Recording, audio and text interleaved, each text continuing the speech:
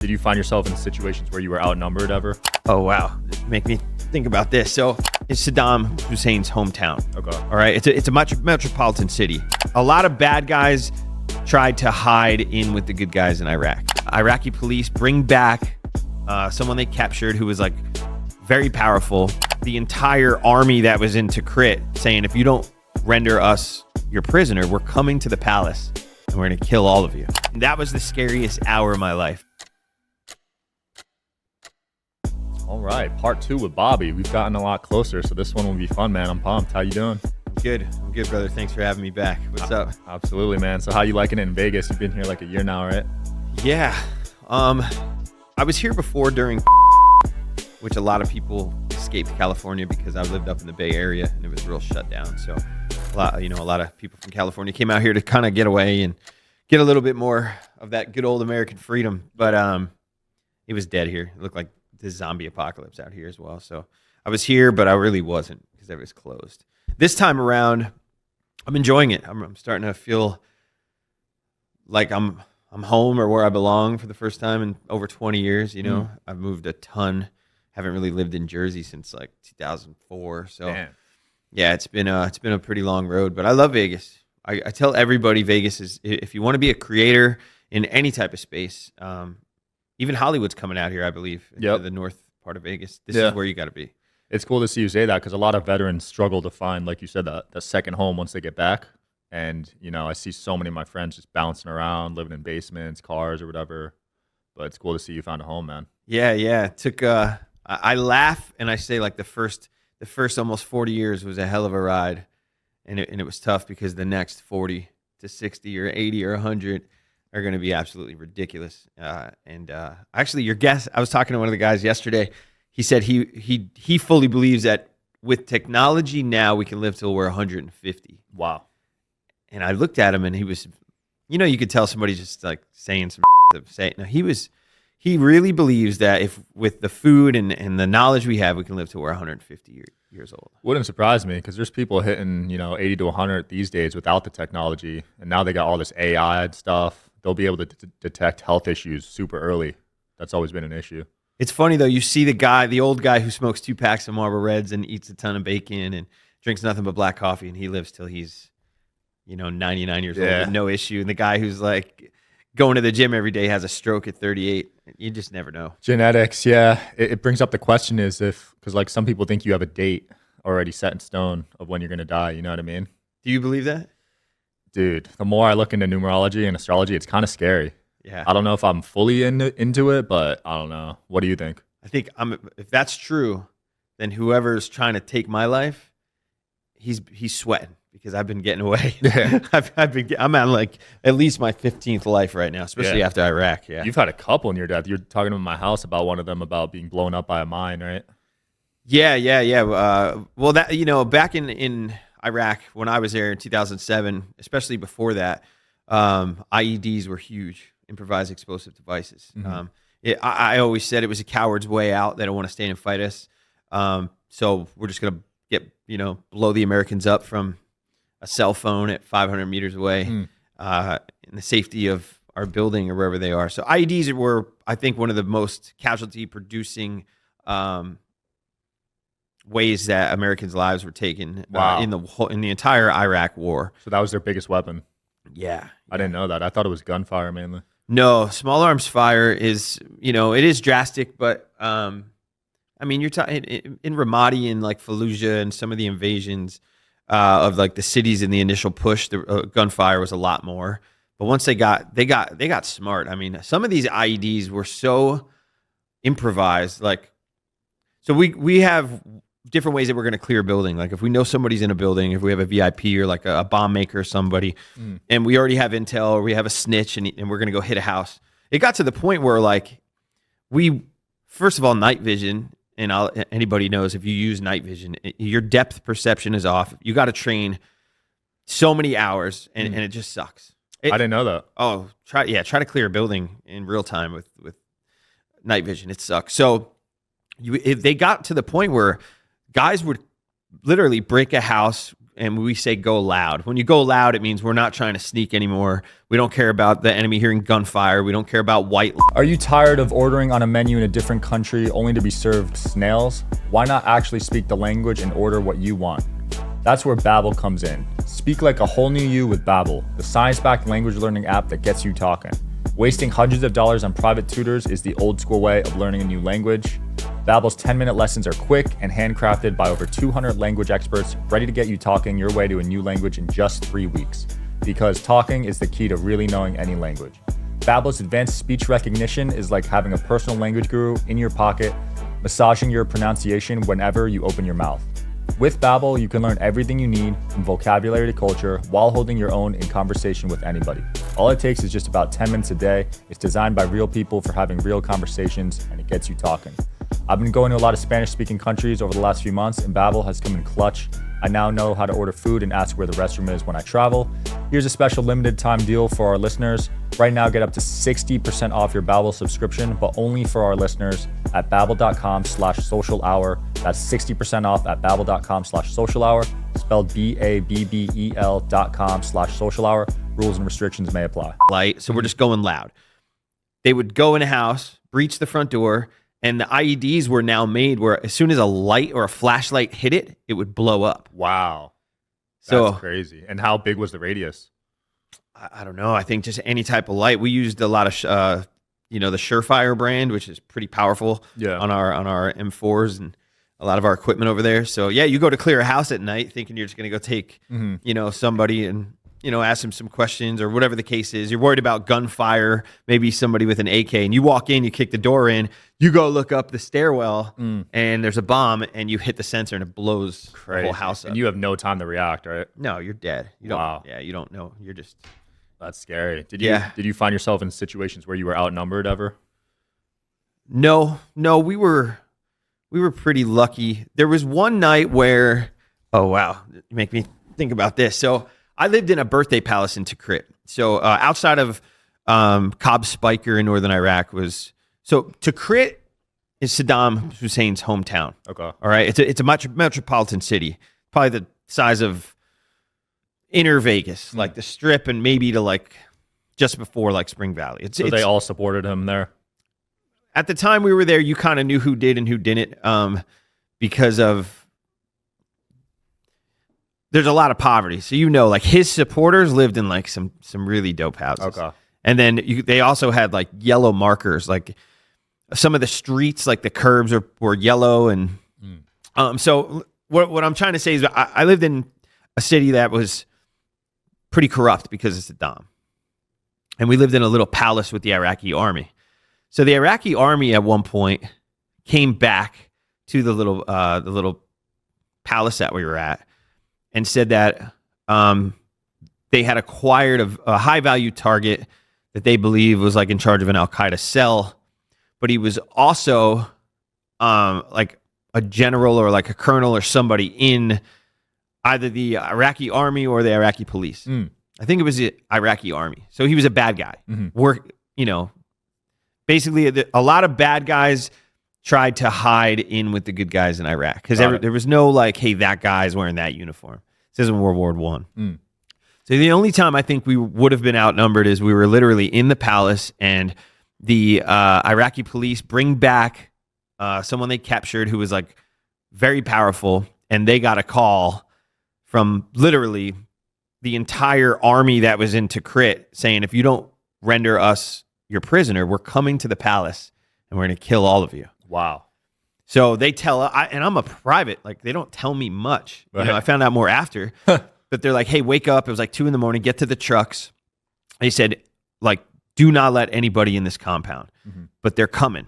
And that was the scariest hour of my life. Just literally there's walls that are maybe 10 feet, 20 feet at the most, brick. Yeah. You're in the middle of the city of Tikrit, 6,000 miles away from Jersey, Jeez. 20 years old, and you're told that 300 Iraqi soldiers are coming to take back their prisoner who's a part of Al Qaeda, and they want him back. Oh my God. And there's 15 of us. Did anyone pull up? They never came. Oh, thank God. I don't know. That would have been, man. But that was one of the most, I've had some pretty scary nights, actually getting hit by an IED and certain things. But that hour of just sitting there, it's It's like waiting for the bully to just beat you up, and he never comes. That's terrible. Yeah, it was petrifying. Did you reach a certain point where you kind of accepted death was pretty possible?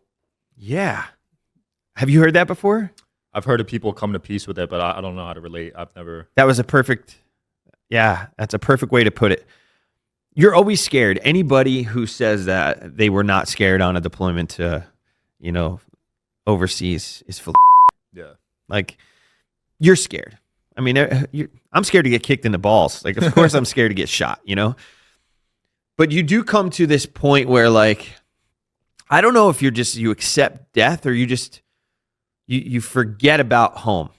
And that is just your reality now.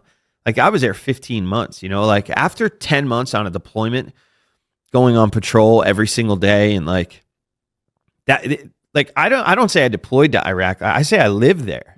That was home.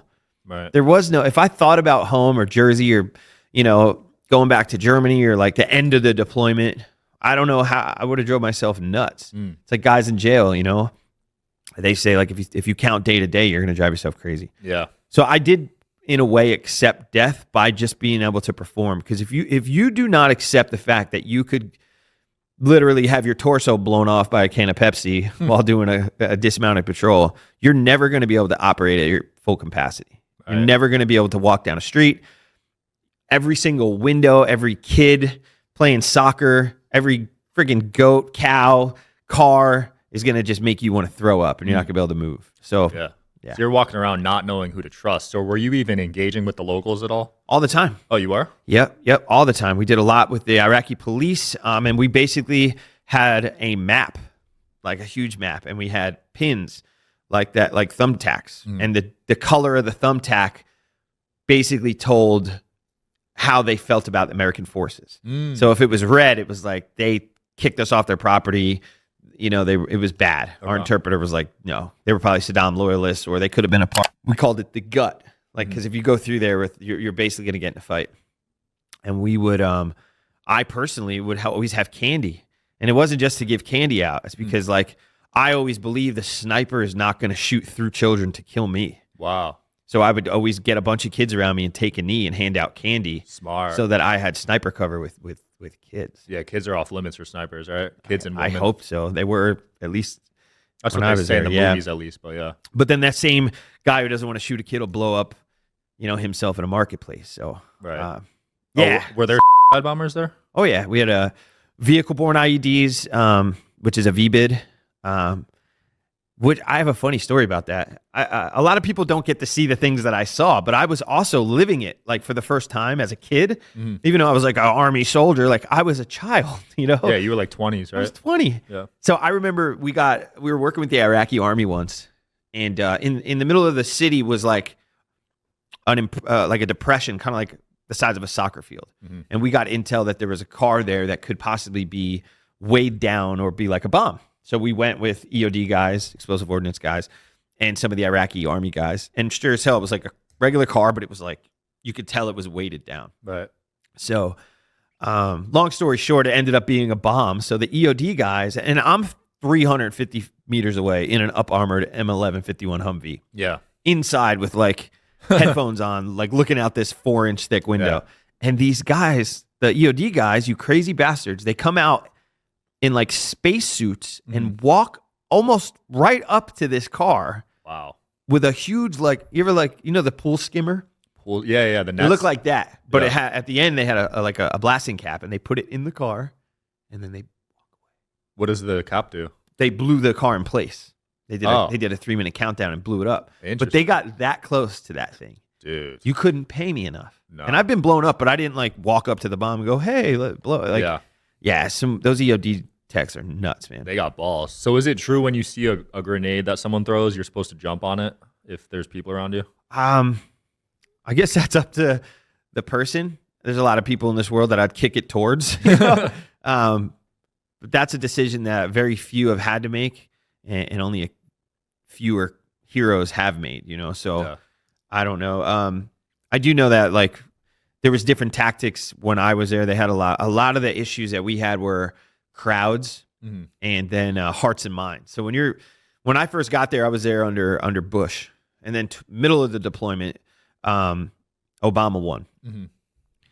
And then when Obama won, obviously presidents, when they come in, they want to make change. So he decided that American forces would now allow vehicles to pass them and ride with them so that we could seem a little more equal. Well, he's not the one worrying about the car blowing up or, you stop because somebody's crossing the street and then a car comes from the side and takes your whole squad out. Right. So when people have asked me, like, and I brought up earlier about like how our politicians are so separate, I am one of the few people and my battle buddies that have been directly affected. Like my direct daily life was affected by the decision of a sitting president. Wow. Because I was a gunner in the turret in Iraq who used to be able to keep cars 100 meters away and try to keep some type of safety boundary. And because of the president's decision, they could now pass me within 3 to 5 meters. Wow, that's scary. I used to cover I used to do this, and my soldiers would say like, why do you do that? And I would just say, so when I'm back home in my casket, at least my face is still there for my mother. Jeez. Because when those bombs go off, a car bomb, you're done. Yeah, damn, what a decision. And now the current administration, how do you feel about that with Biden? I a lot of people would think, because I'm like this tattooed up white guy, that I like sell like Trump hats out of my trunk. But I just went to college in San Francisco. When I walked away from the Department of Defense and got tired of just training all the time and dealing with the DOD, I went to barber school, and then I went to cosmetology school at Paul Mitchell in the Bay Area. My wife and her, came from a really strong liberal family. I have a lot of, gay friends and some trans friends. I love everybody, but I get put in the bubble because of how I look. People they just assume I'm like kicking down doors and, throwing Bibles at people. What I will say is I've never voted. And the reason I've never personally voted is because I was a soldier, I was a sergeant, and I had a job. Mm-hmm. And like I tell you, you're my friend. If you're my friend, I'm loyal to you forever. That's it. So I was loyal to whoever the sitting president was and my chain of command. So I felt like if I had voted, I'd have a bias. Interesting. So I just wanted to do my job to the best of my ability at all times with no bias. So I've never really voted. I was in San Francisco when it was announced that President Biden won. I was actually filming a commercial for film school right up by the famous houses that are called the Painted Ladies. Mm-hmm. We had to, after 2 hours of filming and about 40 people on set, we had to break down and go home. I've never seen in my life so many young white girls dance around with champagne and scream and people beep horns like it was crazy. Wow. The entire city of San Francisco erupted. I was literally in the heart of the city when they announced Biden won. Yeah. I've never met a Biden supporter. It was, I'm telling you, when Biden won, San Francisco it looked probably like Portugal if the World Cup won or something. It was nuts. Wow. Little white girls who probably never had to deal with anything crazy in their life. They're in San Francisco going to college at a park on a blanket. Like, come on. They're running around dancing as if like it was the greatest thing that happened to the world. And I love that they felt, I want people to be happy. But this administration has proved, and it has nothing against who the person is or the administration. But this is is this real life? Like, as far as I'm concerned, this is our time. Mm-hmm. And we're supposed to be the most educated, group of people because of technology than any other time in the world, right? Yeah. But we are the dumbest group of people I've ever seen. It's crazy to me. Yeah, and one of the things you say is people kind of forgot how to connect with each other, right? Yes. Do you think that's because of social media? My wife's 10 years younger than I am, and super hot. So, I didn't grow up with social media. We had, I think MySpace was a thing after high school. Mm-hmm. But I didn't grow up with social media. Like we had I still had a Nokia phone and I played Snake on it. Yeah. And, and I had a beeper. What's up? It's a little, it's probably a quarter of this. Oh, it's a phone? No, it's a little pager. Okay. So if your mom wants to get a hold of you, your pager has a number and she'll page you whatever your code is. Like my dad always did 911 because he was a cop, and that Right, meant like right. call me, Okay. and then I'd go to a payphone and I'd call him. Oh, so you couldn't even talk on it. You had No. to- okay. It just vibrated on your pants. Interesting. Yeah, a lot of guys used it to like sell weed back in the day. But communication when I grew up was what we're doing right now. Like this is a lost art, talking to people. And for some reason, I don't see it getting any better. And I'm guilty of it. Like I'll be home sometimes on the couch and I have my beautiful wife and my daughter right there. And my daughter's on her iPad and my wife's on her phone and I'm on my phone. And it's depressing, man. I don't know. It's addicting, dude. It's tough yet, though. Do you know about that a little more? Is it more to like connect you to your phone and it's like a Bluetooth in your head? Basically, yes. You have access to, I believe, the internet in your head. So if you want to Google something in your head, you could just do it without a phone. Wow.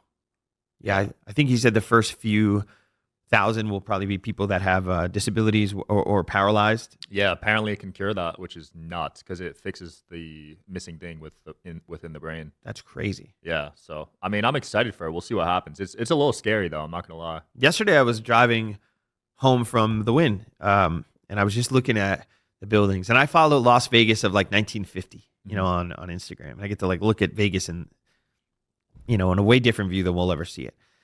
And I was looking around and I was just thinking, like, what is Vegas going to look like in 500 years? Could you imagine? Flying cars, probably. I mean, that's it. Even if we're here in 500 years with all this World War III talk going on, right? Yeah, I think that at the biggest level of leadership, meaning presidencies, or those men have never really lived a hard life. So I don't think if it comes down to nuclear war, if they know that if they press the button, they die too, I think they'd be too scared to push it. Yeah, I think everyone's scared to be that first one, right?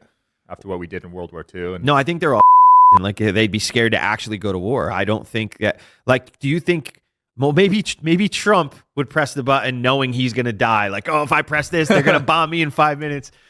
But just most of the people that get into like that high of leadership, the president, have never had to be on a roof getting shot at or like been homeless or watch their mom do drugs or like whatever the case is. They've lived a pretty successful life of hardships, but not like threats. right. So they'd probably compromise with the other president before they press the button. It's also super hard to know who our actual enemies are because I don't trust the media, and they painted China as an enemy. They painted North Korea, Russia, and you really don't know. My I brothers, mean, you would know because you were physically there, but yeah, but were they even the enemy or were they freedom fighters? Right. I look back now, like Amir Al-Bazi is a friend of mine. He's about to fight for the belt in the UFC. He's from Baghdad. wow, When I was there, he was a kid. damn, He was in probably middle school. And now I'm giving this guy a hug at the UFC Apex. Why did I go to Iraq? Because of 9/11, painted some hate into my heart because my dad almost passed away. Like, I was the perfect incubator for hate. And I look back now at 18 years later and I think, why? Look at the country. Like, who is the enemy? My older brother's in China right now. My nephew is half Chinese. His mother is not American born. She is from China. Like, so I support Chinese people through and through. That's my blood nephew. It's my first nephew. China's supposed to be an enemy, but my brother's there having a blast right now. right. And he said it's beautiful. The people are intelligent and articulate, and he loves it. Chinese people are hard workers, man. I don't know I think we're the enemy. I think every person individually is the enemy. Facts. I think it's on a human level, right? Yep. I mean, who even knows about North Korea? I mean, maybe they're chill dudes over there. I don't know. You never know. That movie, maybe we should That was a good movie. that was a good movie. That was funny. Any tattoos you regret? I knew, yeah. Yes, if I can give some advice to you youngins. Obviously, I'm real tatted up. I would say that if I could take most of my face tattoos off, I would. Because tattoos are weird. Being in the content creator space, it's been pretty positive, but coming from like the DOD police and certain things has been pretty negative. I would tell anybody like under 40 years old that doesn't have like a job and a pension and a successful business, do not tattoo your hands, your neck, or your face because you're going to get judged. I'm very good at opening my mouth, smiling, and letting people know who I am based on like what's on the inside and not on the outside. Right. And I surprise a lot of people. I get people like, they want to cross the street sometimes, and then I'm like, hi, and they're like, oh, you're like not a murderer. I know I look like I just got out of prison. So I would say the face tattoos. And if I can give any advice to you young men and women out there, do not tattoo your significant other's name on your body. So almost 18 years ago, I was on my way to Iraq, and I was married to somebody I had just met. Thought I was in love. Oh, you just met? We were together 3 months and got married. Wow. Yep, because I didn't think I was going to come back from Iraq, and if Damn. I died, she would have got like $400,000 cash. Okay. So I was just like, might as well, because then I'm not coming home anyway. Why not? Like, you get money for it. Wow. I didn't expect to come back. So, but I got her name tattooed on my entire back. Jesus. Want to see it? I've seen it. I mean, you can show the camera if you want. I will. Yeah. Right. It's probably the biggest name I've ever seen, tattoo wise. I had her name across my whole back, and then I had to get it covered. Oh my gosh. Yeah. Crazy. And now it's a skyline, right? Now it's the New York skyline. Wow. And did she do the same? I don't think so. I don't know. I hope so, because I know she's remarried with a beautiful son now. But she, at the time, she got my name down her spine. Wow. Yeah. So the other way, like, Yeah. Yep. jeez. So for her new husband's sake, I hope my name's not down her back anymore. Yeah, I was never a fan of the names because you never know. Even friendships could be lost, significant others, names or Chinese symbols. So like I just said, my sister-in-law's from China. I go to my dad's. We're at my dad's pool, and she looks at me and goes, "Bobby, what do you think that says?" I have a Chinese symbol on my chest. Mhm. And I said, "What do you mean? It says respect." And she goes, "No, it doesn't." And I was like, "Shut up." Yes, it does. So apparently I have in Chinese, it means to put on a hat No way. on my chest. So the guy messed up? Yeah. Bruh. Yeah, if you're going to get a Chinese tattoo, you better get a Chinese guy doing it. Yeah. Before I know we got to go, I'm going to give you a fun thing before we go. So in the addiction community, one of the biggest things is the serenity prayer. Mhm. Everybody knows that. So anytime anybody that's in the sober community or knows about addiction, they see the serenity prayer, they put it immediately with addiction, right? I get out of the army, I'm home, I'm putting a trampoline together in my dad's house. Mhm. My brother's friend, who I've never really met, comes over and says, "Do you want help?" And I said, "Yeah." He takes his shirt off and he has the serenity prayer from the top of his neck down to the bottom of his back. Mm. And I'm like, "Oh man, how long you been sober?" And he goes, "What are you talking about?" I said, "What do you mean? What am I talking about?" He had this 3 feet long serenity prayer on his back, and he had no idea. I said, "Bro, every time you take your shirt off, people think you're a recovering drug addict." Wow. And he's lost it. You had no idea? No. So we're talking about tattoos. Do not get the serenity prayer until you do your due man. diligence. Yeah. That is rough. Bobby, man, where can people find you, learn more about you, your vlogs, and what you got going on?